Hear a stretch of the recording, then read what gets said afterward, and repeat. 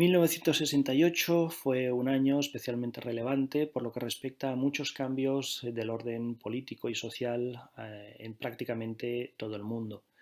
Vamos a hablar en concreto de un tipo de reformas que se establecieron a consecuencia precisamente de muchas de las reivindicaciones que se manifestaron en el mayo del 68, el célebre mayo del 68. Cuando hablamos del mayo del 68 tenemos que retrotraernos precisamente a ese año y en concreto a la ciudad de París. En efecto, en ese mes, durante varias semanas, se generaron muchísimas manifestaciones que integraban a trabajadores, funcionarios, estudiantes universitarios, muchísima gente, muchísimos ciudadanos de la ciudad de París que salían a la calle a manifestarse multitudinariamente por la necesidad de implementar nuevas reformas en sociedades que se consideraban hasta entonces demasiado caducas, demasiado conservadoras y que no tenían en cuenta algunas premisas cruciales para el desarrollo de una buena armonía social. Estas manifestaciones, grosso modo, podrían resumirse en los puntos que veis en pantalla. En efecto, se estaban exigiendo una reforma en cuanto a los derechos civiles, la posibilidad, por ejemplo, de acceder a mejores condiciones de vida, en cuanto a vivienda, en cuanto a trabajo, en cuanto a libertad de expresión en los medios de comunicación, sin censuras, donde no hubiera la presión de sistemas religiosos, no hubiera el miedo al autoritarismo por parte de la policía, del propio ejército, la involucración de algunas fuerzas armadas precisamente en algunas tomas de decisión, en algunos criterios, bajo algunos criterios supuestamente democráticos. Entre las reivindicaciones del mayo del 68 también se exigía una mayor libertad sexual, por lo que respecta a la diferencia en el trato que había respecto al ámbito social e institucional, como también una mayor preocupación por las nuevas regulaciones respecto a leyes que protegieran el medio ambiente. Buena parte de las bases del pensamiento feminista actual surgieron precisamente en estas reivindicaciones del mayo del 68, como también esa necesidad por abolir el racismo o las diferencias de clase que se han conseguido, aunque con cierta flexibilidad. Pero de entre todas las reformas que se exigieron, quizá una de las más importantes, pero que ha quedado también algo olvidada con el paso de los años, fueron precisamente las que surgieron del movimiento antipsiquiátrico. Cuando hablamos de la antipsiquiatría, tenemos que entender toda una amalgama, todo un conjunto de pensadores, de teóricos, surgidos de diferentes disciplinas, la psiquiatría, la psicología, la medicina, la sociología, la antropología, la filosofía, la educación social, que estaban precisamente reivindicando la aplicación de nuevas reformas en el ámbito de la salud mental y, sobre todo, en concreto, abolir o cambiar buena parte del funcionamiento de muchas instituciones manicomiales. En efecto, los teóricos de la antipsiquiatría tomaron la figura del loco, del enfermo mental, como un sinónimo, como un ejemplo de esas personas que dentro del ámbito de lo social habían quedado marginadas o que habían visto mermadas sus posibilidades de actuación dentro del conjunto de decisiones de la sociedad. Esa falta de libertades sociales que adolecía precisamente la propia existencia del loco, sería casi como una metáfora de los problemas que acuciaban a muchos ciudadanos de cualquier ciudad que estuvieran supeditados bajo el yugo o las decisiones de una representación política. Vamos a ver a continuación cómo el ámbito de la psiquiatría o el pensamiento antipsiquiátrico influyó de maneras muy diversas a lo largo de todo el mundo. Vamos a ver a partir de ahora diferentes autores que fueron significativos para el movimiento antipsiquiátrico que provenían de diferentes países, tanto de Europa como de América.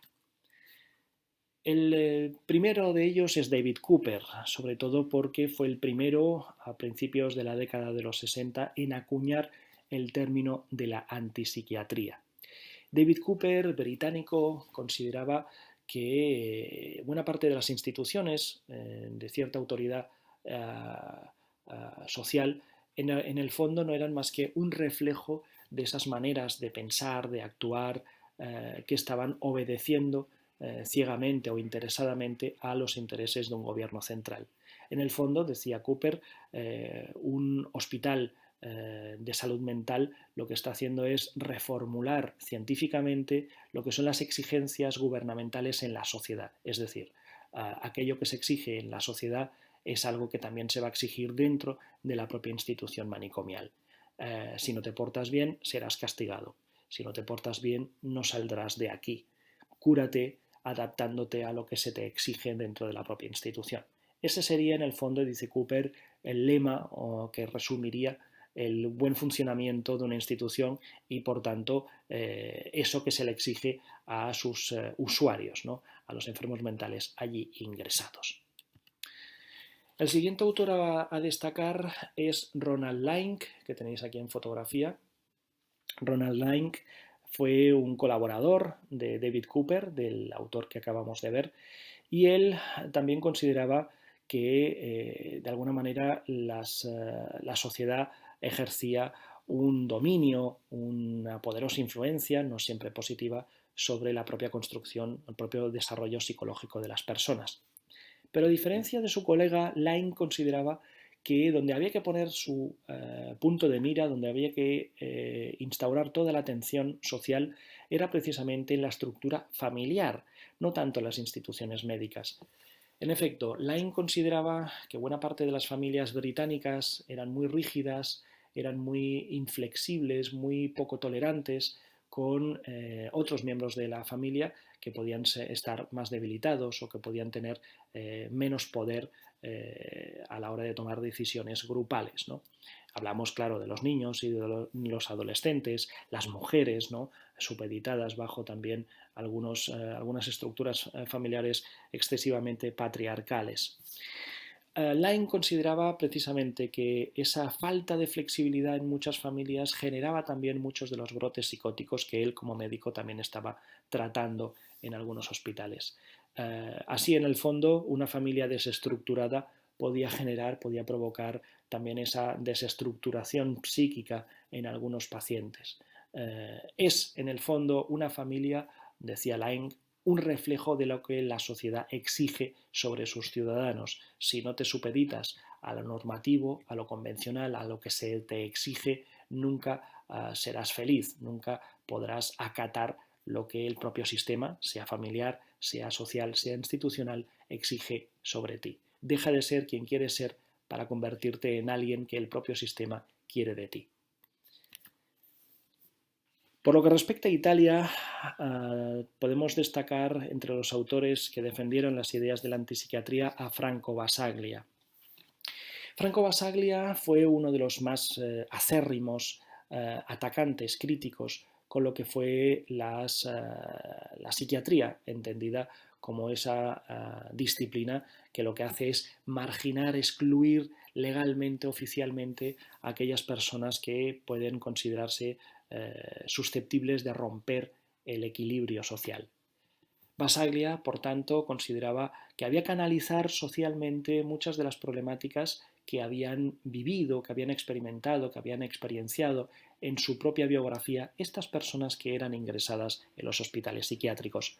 Basaglia decía, llegaba a la conclusión de que en el fondo muchas de estas personas que eran ingresadas en un manicomio habían sido apartadas, excluidas de la sociedad porque en muchas ocasiones o bien carecían de una buena formación educativa, no habían conseguido asimilar con éxito sus estudios, habían quedado muy atrasados a nivel formativo, pero también se trataba de personas que no habían sido capacitadas o habilitadas laboralmente, profesionalmente, hasta el punto, claro, de que la propia sociedad marginaba a todos aquellos individuos que no fuesen productivos dentro de la propia sociedad, ¿no?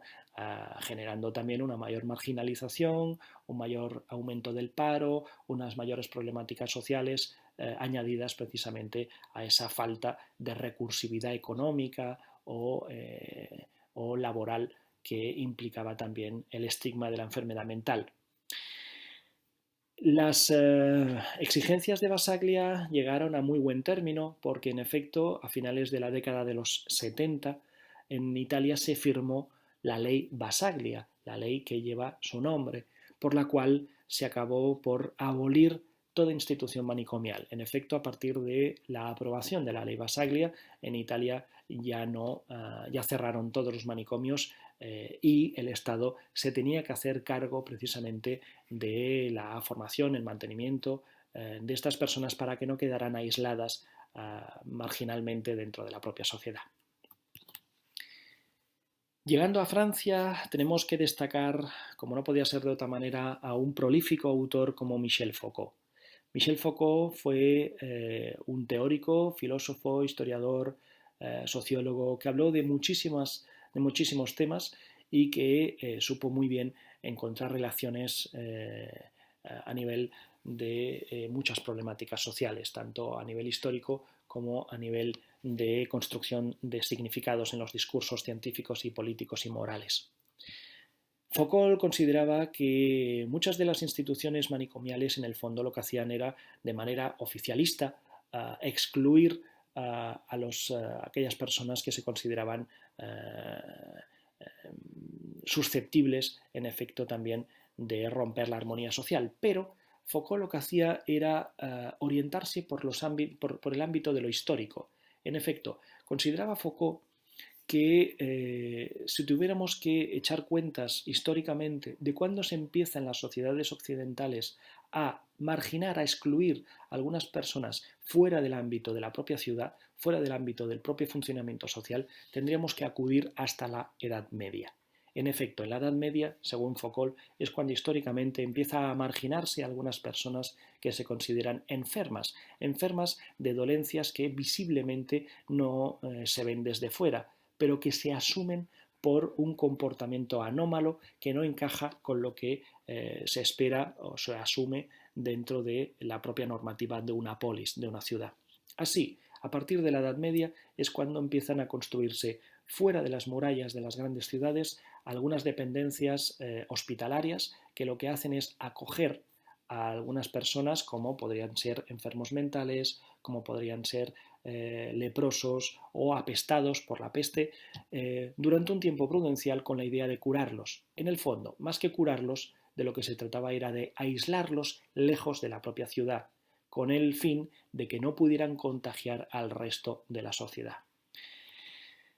Si eso ya se empieza a implementar en la Edad Media, podéis imaginar, según Foucault, cómo, llegados al siglo XVIII, siglo XIX, los principales manicomios de Europa empiezan a construirse precisamente a las afueras de las grandes ciudades con esa presunción, con esa premisa higienista, con la idea de que esos elementos díscolos de la sociedad sean aislados fuera del ámbito de lo social y no afecten al orden establecido.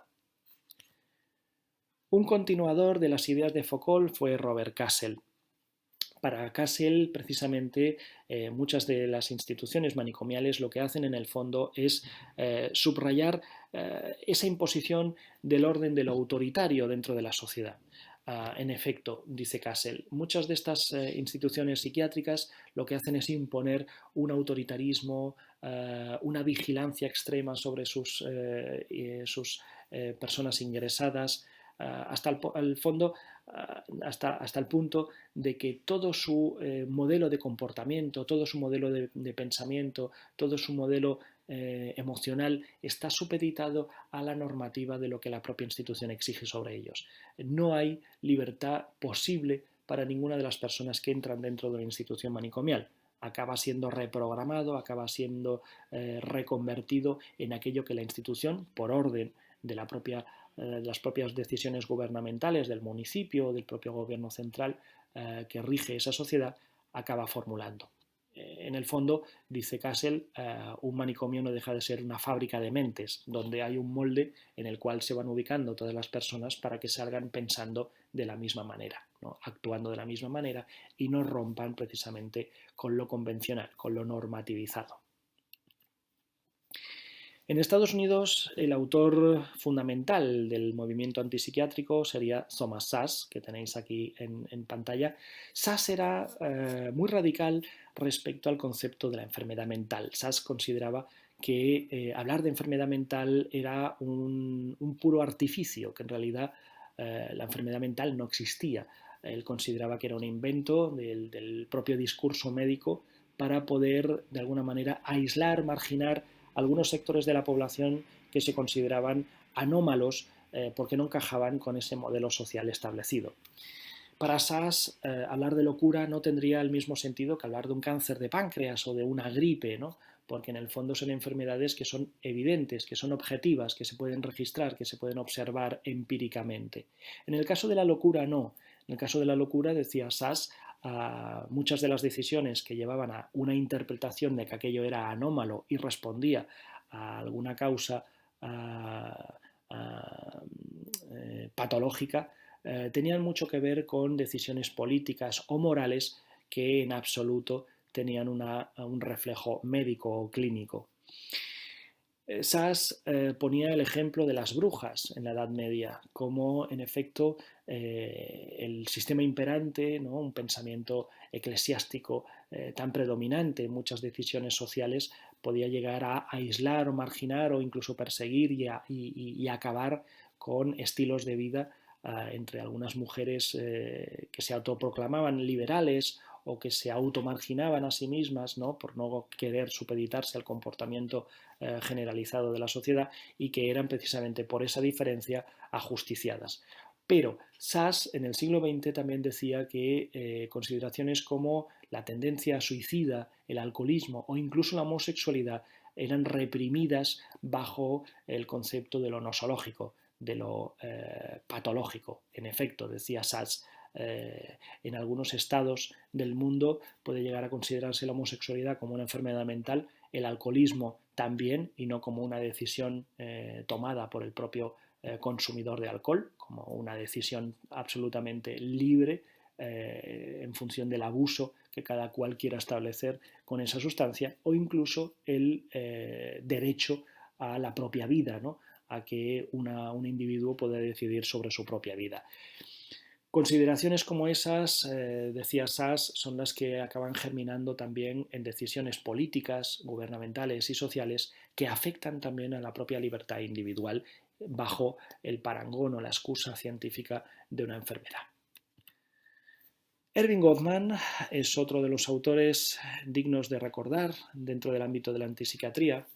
Goffman presentó un trabajo muy distinto al que hemos visto hasta ahora por parte del resto de autores. Goffman es muy significativo para el ámbito de la sociología porque lo que él estableció fue un análisis, un estudio de todos los comportamientos que dentro de una institución manicomial se establecía por parte de todos los individuos que allí habitaban. Entonces, Goffman lo que hizo fue ver cómo, por ejemplo, los pacientes establecían un tipo de relaciones con el equipo médico, cómo cambiaban este tipo de comportamientos cuando estaban frente a personas del personal técnico, ¿no?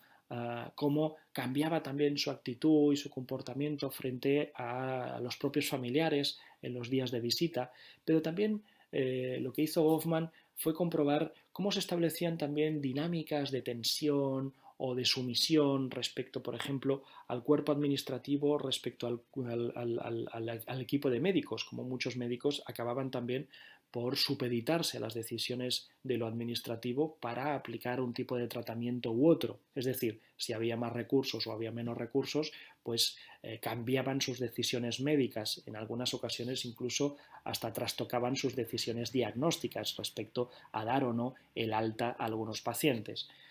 También se podían ver diferencias en cuanto al cuerpo de auxiliares en enfermería, manteniéndose sumisos ante el autoritarismo del cuerpo médico y cómo eso también afectaba a cómo trataban socialmente a los propios pacientes allí ingresados. Como veis, dentro de los intereses de Goffman había todo eso que podríamos considerar como un análisis de todas las dinámicas sociales que se establecían dentro de la propia institución. En resumen, si tuviéramos que de alguna manera concluir cuáles son los pilares más significativos del pensamiento antipsiquiátrico y cómo eso tenía de alguna manera un reflejo en cuanto a las reivindicaciones en reformas sociales se refiere, podríamos resumirlo en los conceptos que vemos en pantalla. En efecto, la antipsiquiatría consideraba a su propia disciplina, la psiquiatría, como una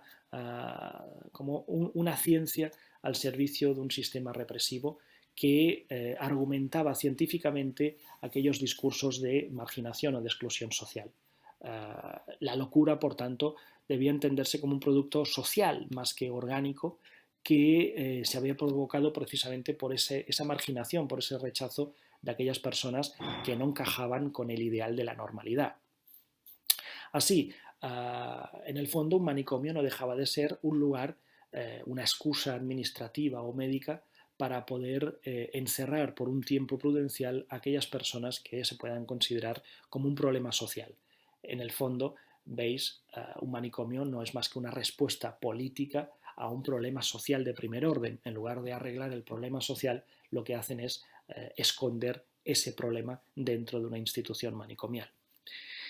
La curación no tenía tanto que ver con una posibilidad de sanar una mente enferma, una mente rota, sino que respondía a una estadística por encajar, por amoldarse a lo que previsiblemente, desde aspectos científicos, morales, conductuales, comportamentales, profesionales incluso, podría establecerse como lo normativizado, ¿no? Lo convencional. Si encajas con lo que se te exige, habrá más probabilidad, habrá más estadística de que puedas curarte. En el fondo, como podéis imaginar, esa curación no es más que una pura obediencia a lo que se exige a nivel social. Las diferentes tendencias de antipsiquiatría en todos los países en los que se consiguió dar cierta voz a este tipo de reivindicaciones no tuvieron del todo todos los éxitos que inicialmente esperaban. Pero bien es verdad que en las últimas décadas se han conseguido visibilizar algunos de los logros que se manifestaron en su momento. Uno de los más significativos es conseguir que muchas instituciones mentales se hayan adaptado a un régimen abierto. ¿Qué entendemos por régimen abierto?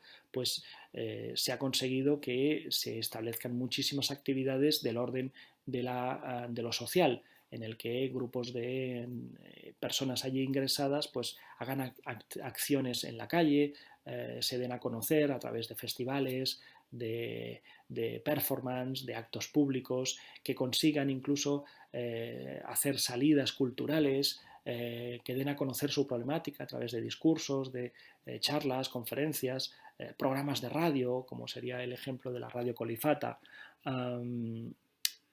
Bueno, de alguna manera se ha conseguido que las personas allí ingresadas no lo estén las 24 horas del día y que puedan también socializarse con el resto de la sociedad. Por otra parte, se han creado también pisos tutelados con el fin de que muchos enfermos mentales consigan una cierta autonomía, no vivan bajo la presión también familiar, tengan una mayor confianza y una mayor posibilidad de la autorrealización, donde en efecto consigan también esa mayor independencia respecto a sus propias vidas, ¿no? Que puedan tener una mayor decisión sobre su propio día a día, ¿no? Sobre su propia cotidianidad.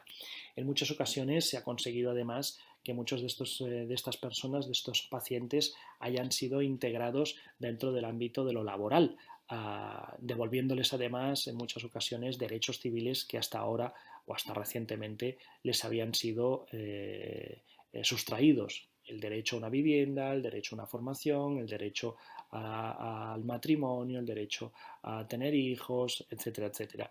Aunque os parezca mentira, en realidad este tipo de cambios han sido algo que en los últimos años se ha ido consiguiendo poco a poco, quizás sin hacer demasiado ruido, pero que, hablando del ámbito de la salud mental, fueron realmente muy significativos. El mayor logro probablemente debe haber sido, y así lo deseamos, el conseguir limpiar el estigma social que se asociaba a la locura para que las sociedades consideren que el enfermo mental no es una persona a evitar, sino que cualquier hijo de vecino, en mayor o menor medida a lo largo de su vida, puede verse afectado hasta el punto de tener la necesidad de estar bajo tratamiento psicológico durante un breve tiempo. Bien, con esto cierro esta comunicación que espero os haya gustado. Hasta luego.